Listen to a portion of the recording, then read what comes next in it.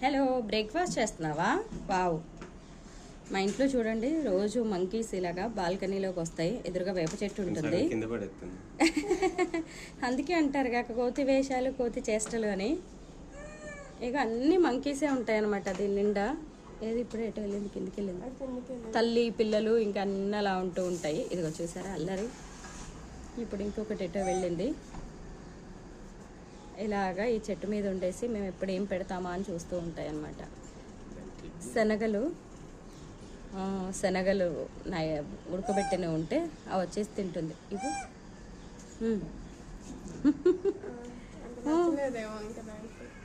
భయపడుతుంది తీసుకోవడానికి. తీసుకో. ఇదిగో ఇంకొకటి చూడండి ఎంత అల్లరి చేస్తుందో. వీడియోలో రావట్లేదు. అది కూడా తినడానికి వద్దామని చూస్తుంది. అది అక్కడ ఉంది. ఇదిరా